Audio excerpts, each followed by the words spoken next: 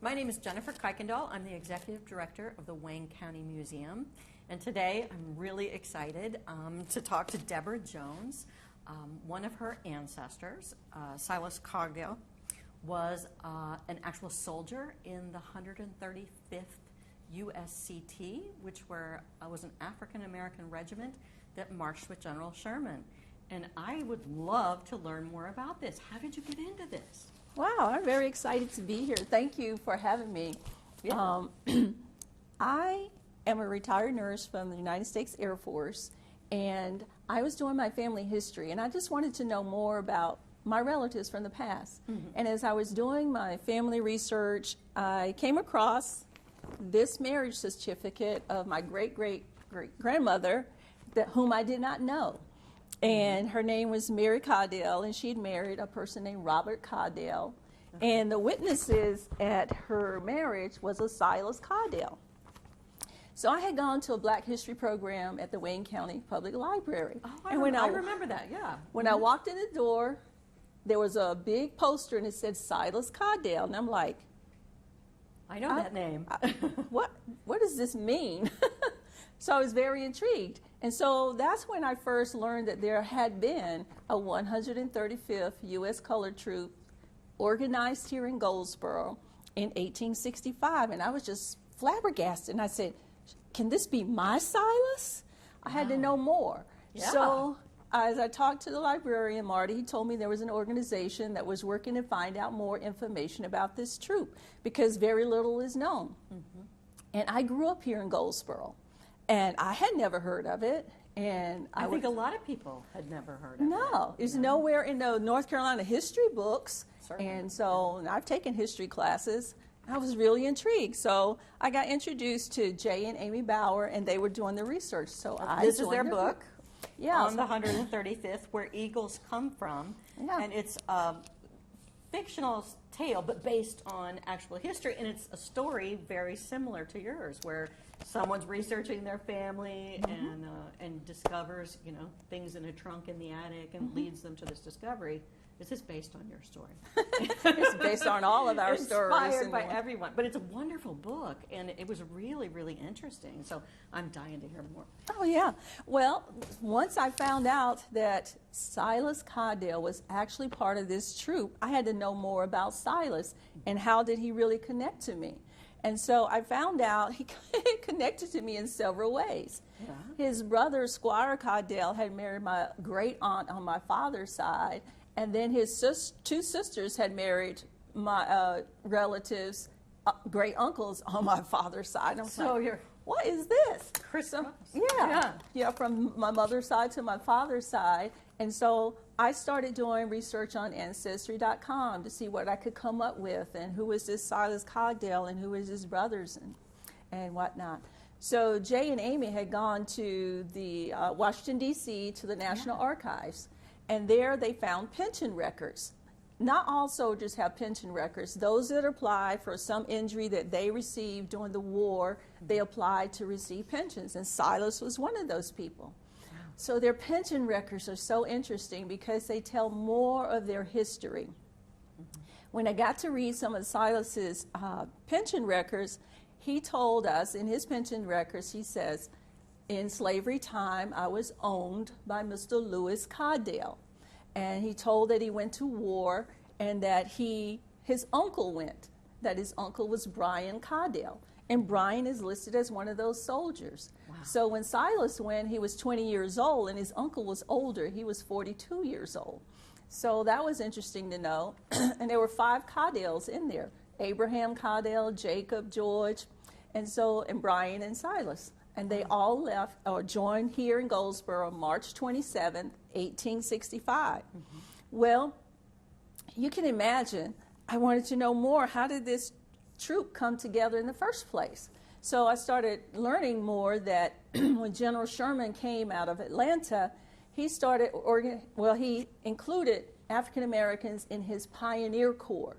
Now, when he was in Atlanta and he was getting ready to leave, the emancipation happened, people wanted to leave Georgia. They wanted to get out of there. And so he said, I don't want everybody following me. I just got rid of 20,000 soldiers. I'm trying to be a lean, mean fighting machine, and I only want the healthiest people. But what I will do for you is your healthiest young men, I will put them in my Pioneer Corps. So he began collecting young men, African-American men, and putting them in his Pioneer Corps as he started the March to the Sea, all the way through Georgia, South Carolina, and North Carolina. And they had, not everybody's involved in all activities, because if you're in a different corps, your corps may be over here doing something and another corps here. Sure. But there is documentation that from some of the people that were in the Pioneer Corps that they were involved in a scrimmage in the Salthatchee River, Rivers Bridge in South Carolina. And so they talk about that. And then when they get to North Carolina, when they get to Goldsboro, all those men and additional men that joined here, there was over 1,100 men in this unit. I'm like, wow, 1,100? How did they get? Because the Pioneer Corps became part of the 135th USCT. So they were building roads. Corduroying the roads is the activity they call. Building bridges. And they had, with the pontoon activity. And so what they did as in the Pioneer Corps, they enabled Sherman to get to where he needed to go. So that's why he was able to advance so rapidly. Exactly. Sweeping through Yes. the South. Have you ever been down I-95 going down to Florida? Sure. If you look over on the side, there's water. There's water. There's swamps. Imagine that in 1865. There was no paved roads. This is what these men did. They cut down the tall trees, and they laid them end to end, and they called it corduroying the road, because Sherman had thousands of wagons and things he needed to transport people, animals, to move. You had to get them above the mud. Get above the mud. So their role was instrumental. When General Johnston, who was the Confederate leader at the time, he had gotten a report, Sherman's not going to make it. He's going to get bogged down in all that swamp and quicksand. Don't worry about him. But then he found out that Sherman's army was corduroying the road at a rate of 12 to 15 miles per day. I read that. That's extraordinary. So that is true. Absolutely, yeah. And in fact, some other gentlemen, I didn't bring their book, they wrote, no such army since the days of Julius Caesar. And that's what General Joseph Johnston said about Sherman. He said, man, they're corduroying the roads at that rate. Quote, he says, there has never been an army like this since the days of Julius Caesar. Because it was a remarkable feat. They didn't have a chainsaw. They had picks and axe. Wow. That's back-breaking work. You're working in the mud, the muck, snakes, bugs, all of that. But they did it, and it enabled Sherman to be able to prosecute the war so that he could get to where he needed to be. Well, Silas wasn't part of that part, but those were the men that were coming that came out of Georgia, came out of South Carolina. When they got to North Carolina, as they went along, they gathered more and more men. Mm-hmm. Silas, he was born up around this area, and he was married to Amanda Smith, his first wife, and had children, but she died, and then he married another lady named Mary Jane Sanders. Well, in his pension record, Silas says he had 22 children. Wow. I was like, Lord bless her. But they weren't all by that one woman, but those two women together, he has said over 22 children. But you have to look at the times and when that happened. And Silas and his brother Squire, which is the one that's related to me on my father's side, I was like, man, so interesting. But Silas and his relatives, they joined and they got their blue uniforms here. This is a big deal. When they got their blue uniforms, okay, picture this. Here they are, the people that were in the Pioneer Corps. They finally get here to Goldsboro. They're all muddy, ragged, without shoes, clothes terrible. But they have sent ahead to have the supply chain bring in what they need. Mm-hmm. So they're getting uniforms. You go from raggedy rags, mud, and you put on a blue, shiny uniform. It has to be, incredibly motivating. Absolutely. Just think of it. 2 minutes ago you were a slave. Somebody told you how to get up, when to go to bed, what to eat, how to dress, and now you of your own choosing, because it says these men volunteered. And I have the record where Silas volunteered. Yeah, they were actively recruited. I've Yep. seen several recruitment posters Exactly. for the Union Army. They were, and people answer the call. So the enlistment says volunteer. They were volunteers. Silas's paper here. Silas Cogdell, born in Goldsboro in the state of North Carolina, aged 18 years, by occupation a farmer, hereby do acknowledge and have volunteered this day, March 27, 1865. Wow. So they were thoroughly examined here, and they received those blue uniforms. No, And there's a quote, Frederick Douglass Yes. said something about Once let he gets him that get an eagle. eagle on his chest, and What about the book?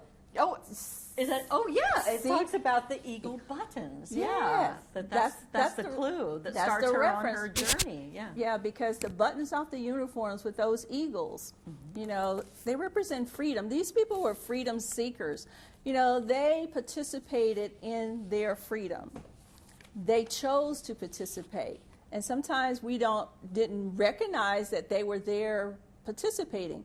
I had no idea that, we've seen the movie Glory, but I had no idea there were other black regiments that served and sought to participate in their freedom. And one right here. I mean, Yeah, it was a well-kept secret. I mean, until recently. I mean, it's so huge because now when Sherman came in, 60,000 some people is a lot of people. But they enlisted here. All their paperwork says in Goldsboro, March 27th, 1865. All of those that are in the 135th that did here in Goldsboro. Now, they picked up one or two still along the way as they were going, and they marched on to Raleigh and into Washington, D.C. Right. One of the things about the 135th is they are one of the black units that participated in the Grand Review. The parade. I think that's amazing. It's a big celebration. Now, history has says there were no black regiments there. That's not true, because several of the soldiers talk about it in their pension records that they were there in Washington, D.C. and marched past the President of the United States. So whose words are you going to take? The people that were actually there, or people who write about people that were there? Right. I'm going with the primary sources of the people that were actually there telling their story of what they did in their lives. So the members of the 135th were there in the Grand Review Parade. Now, once they finished up in Washington, D.C., they got on, traveled on to Louisville, Kentucky, where they did guard duty there. And then they were mustered out in October of 1865. And so some had to find their way home the best way they could. I read about that they were, mustered out like, okay, thanks for your service, Right. but states away. Like, how did they? Yeah, and it's kind of like that today. I'm a retired Air Force officer, so if I retire at Scott Air Force Base in Illinois, I'm done. You can go wherever you want to. You're free to go. Yeah. But you if you have to didn't get there. Yeah, so you have to figure out your best way to get back home. That's which some of them did, and some decided to stay. But it's a great story of these men and their lives, and that they wanted to participate in the freedom. They, their wives, their children, their parents. Because even though the Emancipation Proclamation had happened, not everybody was released to make their own choices. Right. So you had to take freedom by the reins and go for it and do what you could to procure that, so that your children could be your children and your wife could be your wife, those kind of things. So it's a great story that's here. It's not only Goldsboro history or North Carolina history, it is U.S. history. Yes. And as we continue to endeavor to make their story known, that's what we do as part of our work group, the 135th USCT Research Team, Inc.